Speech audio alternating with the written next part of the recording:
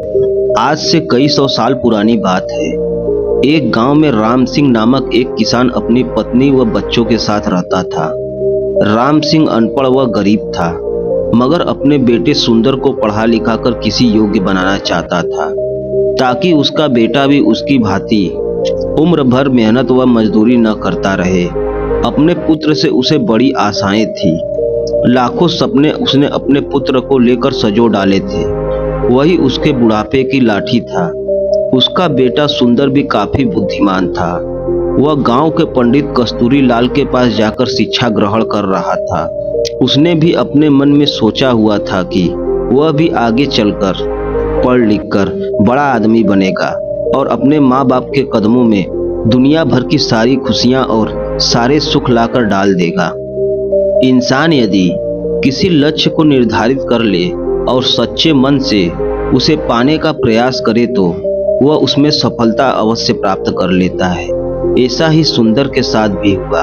वह अपनी कक्षा में अच्छे नंबरों से उत्तीर्ण हुआ। सारे गांव में उसकी खूब वाहवाही हुई।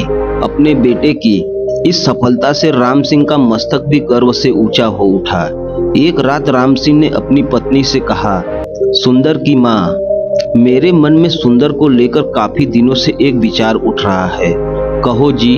राम सिंह की पत्नी ने कहा, ऐसी क्या बात है? क्या सुंदर का शादी विवाह का विचार बनाया है?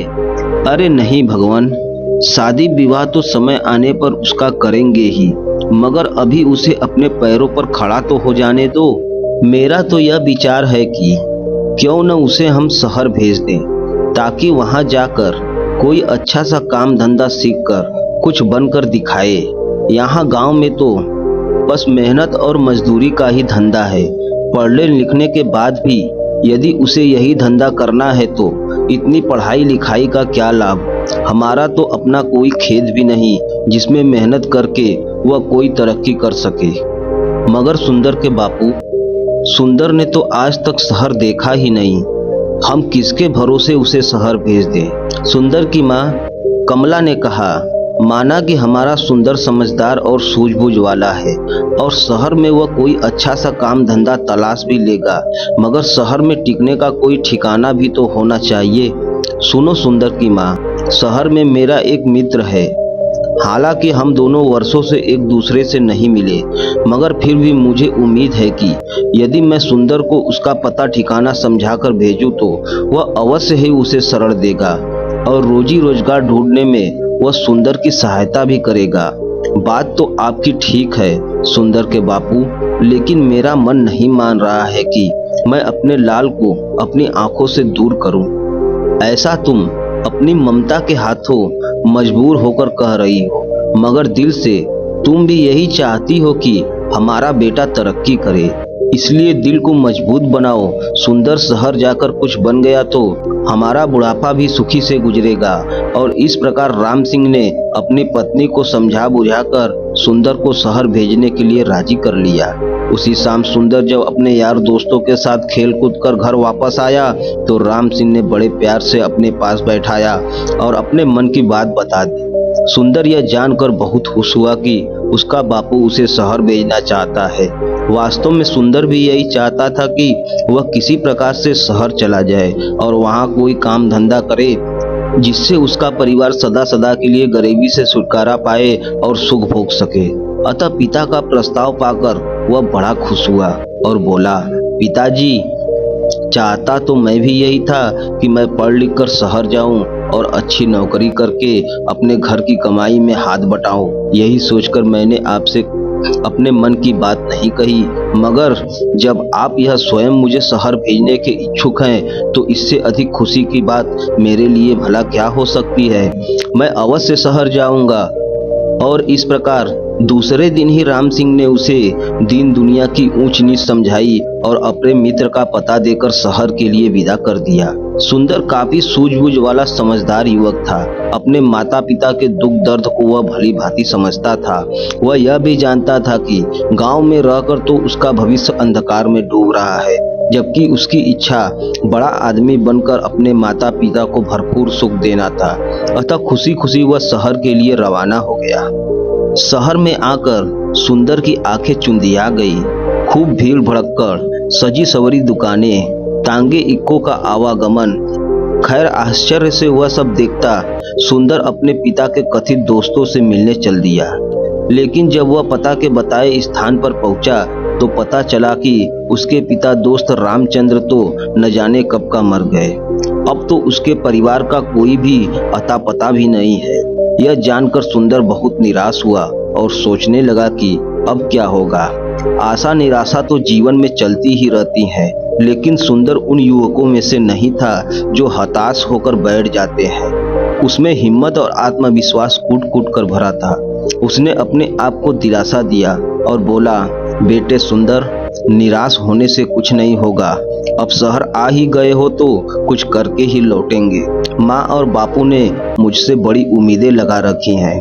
मैं ही उनके बुढ़ापे का लाठी हूँ। अब शहर आ ही गया हूँ तो कुछ बनकर ही लौटूंगा। मुझे याद नहीं, गांव में मास्टर जी कहा करते थे, हिम्मत ए मर्दा मदद ए खुदा। यानी जो लोग हिम्मत करते हैं उनकी मदद खुद भगवान करते हैं। अपने आप को इस प्रकार हौसला बांधता हुआ सुंदर पूछता पूछता एक सराय आकर ठहर गया। उसने स्नान करके थोड़ा सा आराम किया, फिर किसी नौकरी की तलाश में निकल पड़ा। वह जहाँ भी नौकरी मांगने जाता, दुकानदार उसकी बातचीत करने के ढंग से, उसकी सूझबूझ से प्रभावित तो होते, किंतु कोई जान पहचान न होने के कारण उसे नौकरी नहीं मिल पाती। इस प्रकार कई दिन गुजर गए। सुंदर गांव से अपने साथ जो रुपया पैसा लेकर आया था वह भी लगभग समाप्त होने को था। अब तो सचमुच सुंदर को चिंताओं ने घेरा। वह सोचने लगा कि काश शहर में उसकी कोई जानकारी होती तो अवश्य ही उसे नौकरी मिल जाती। एक दिन की बात है, सुंदर थक हार कर एक पेड़ के नीचे बैठा मौजूदा स्थिति के विषय में सोच रहा था। उससे कुछ ही दूर पर राज कर्मचारी पेड़ के ठंडी छांव में बैठकर गपशप कर रहे थे। सुंदर उनकी बातों को सुनने लगा।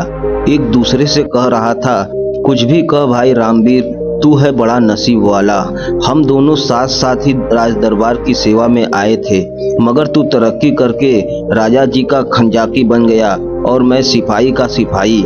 इसे कहते हैं तकदीर। तकदीर भी उन्हीं का साथ देती है गंगाराम, जो सूझबूझ और हिम्मत से काम लेते हैं। मैंने अपनी सूझबूझ से कुछ ऐसे काम किए कि महाराज का विश्वास पात्र बन गया और उन्होंने मेरी ईमानदारी देखकर मुझे खंजाची बना दिया।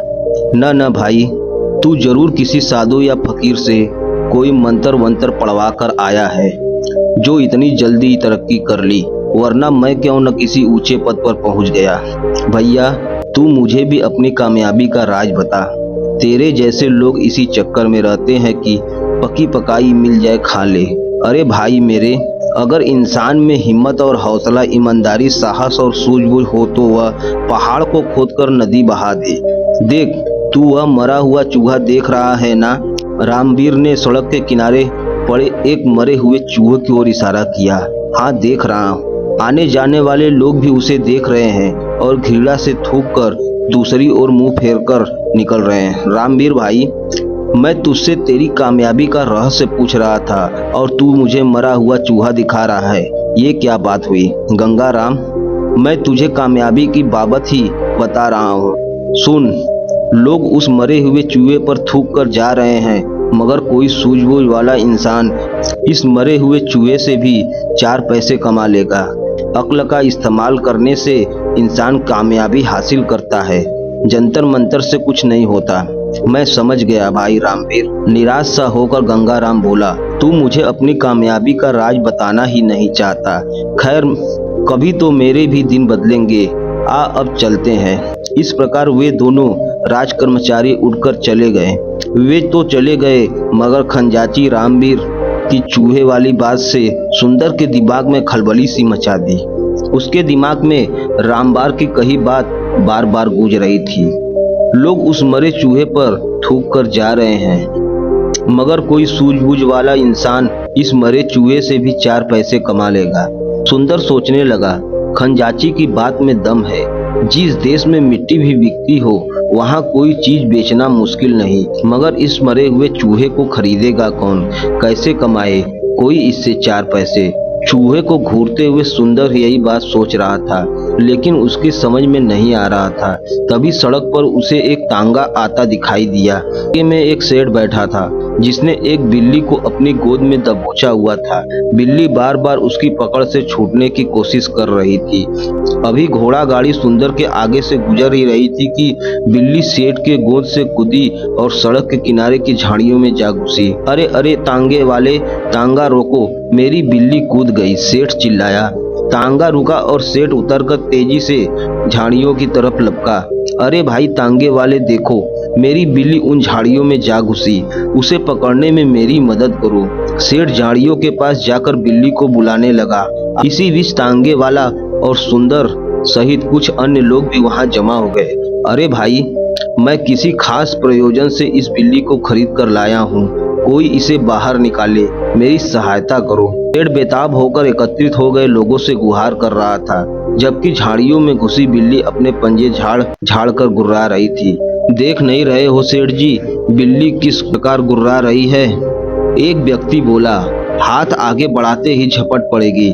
यह सब देखकर सुंदर के मस्तिष्क में राजा के खंजाची की बाज बुझ गई। कोई सूझबूझ वाला इंसान इस मरे चूहे से भी 4 पैसे कमा लेगा। सुंदर के मस्तिष्क में धमाका सा हुआ और तुरंत उसके मस्तिष्क में एक युक्ति आ गई।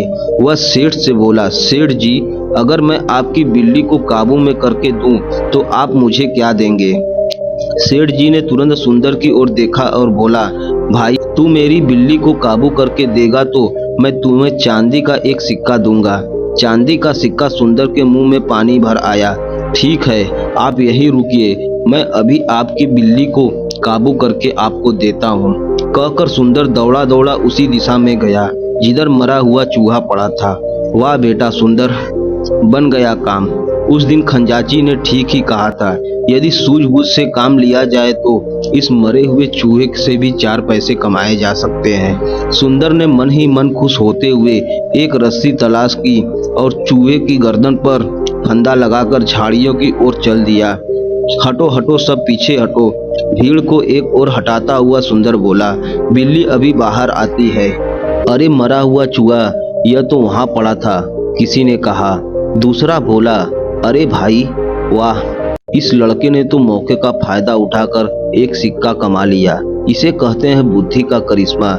यह लड़का अवश्य ही एक दिन बड़ा आदमी बनेगा। लोग तरह तरह की बातें बनाने लगे।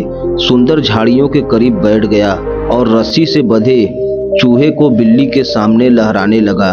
मोटे चूहे को देखकर बिल्ली के मुंह में पानी भर आया।